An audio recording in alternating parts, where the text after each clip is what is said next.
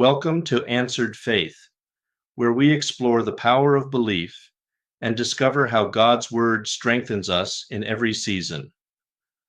I'm Duke Tabor, and today we're focusing on faith and healing, how trust in God's goodness can bring restoration to our bodies, minds, and spirits. Over the next 5 minutes, we'll consider key biblical stories, examine Jesus and the apostles' teachings, and reflect on practical ways to cultivate a healing faith in our own lives and communities. Let's begin with an Old Testament example. Naaman, a commander suffering from leprosy. He heard that the prophet Elisha could bring healing, so he traveled a long distance to seek help. Elisha's instructions seemed almost insulting. Wash 7 times in the Jordan River. At first, Naaman resisted. He thought the rivers in his homeland were better, but when his servants urged him to humble himself and obey, he stepped into the waters, and his flesh was restored. Naaman's story reminds us that faith often requires humility. True trust in God means putting aside our pride and following His directions, even when they don't make sense. Moving into the New Testament, we see Jesus repeatedly linking healing with faith. In Matthew 8, a Roman centurion approached him on behalf of his paralyzed servant. He told Jesus that he didn't deserve to have the Lord enter his home. He simply believed that a word from Jesus would be enough. Jesus marveled at that faith and granted healing instantly.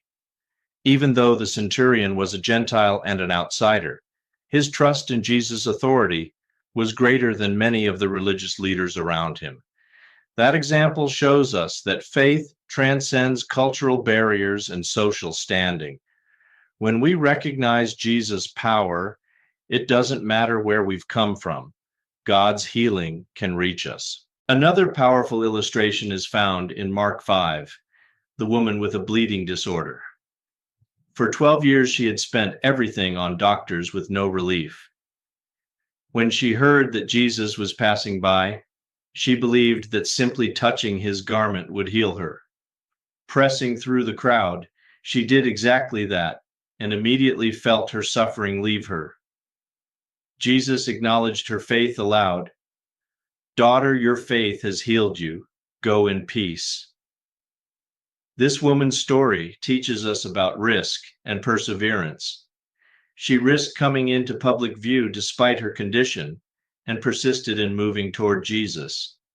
Her faith wasn't passive. It was active and bold. The apostles continued that pattern of faith and healing. In Acts 3, Peter and John encountered a man crippled from birth. Instead of giving him money, Peter said, "In the name of Jesus Christ, walk." Instantly, the man was healed, and he entered the temple courts praising God.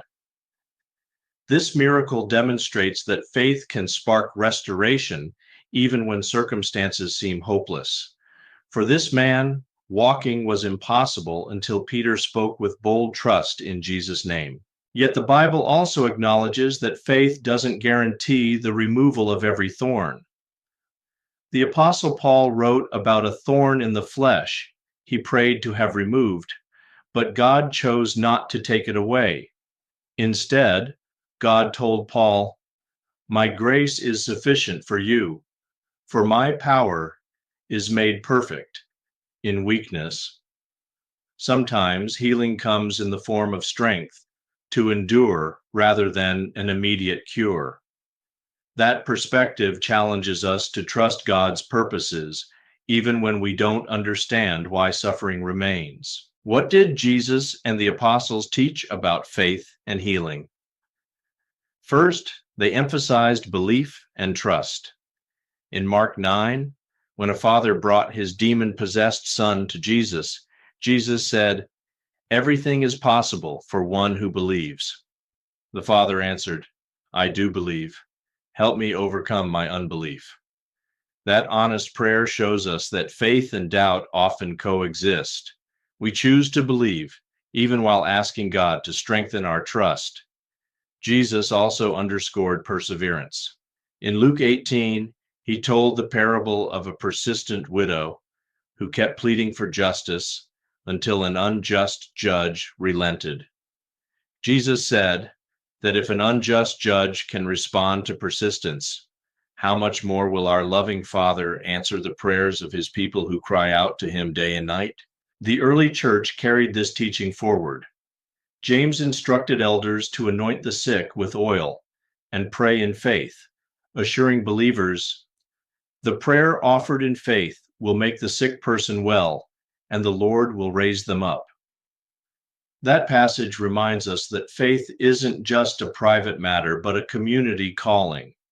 When we pray for one another in faith, we create an environment where healing can take root. The apostles also demonstrated sensitivity to the Holy Spirit's leading. When they encountered a person in need, they discerned whether faith was present and then acted accordingly, allowing God to work through their obedience. So, how do we apply these truths today?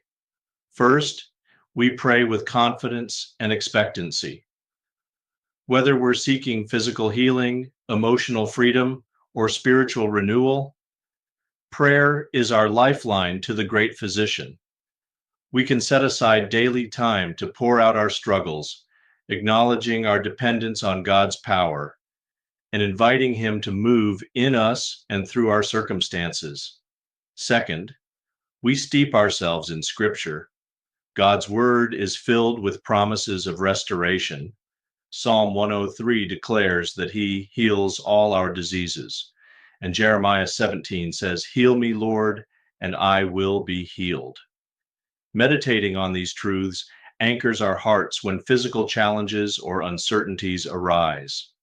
Memorizing key verses gives us a reservoir of hope to draw from in moments of doubt. Third, we step out in obedience when God prompts us.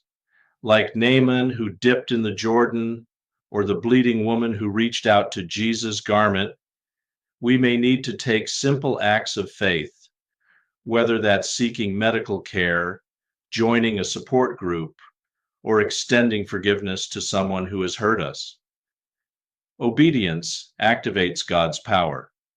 Fourth, we cultivate a supportive community. We bear one another's burdens, pray for each other, and offer practical care.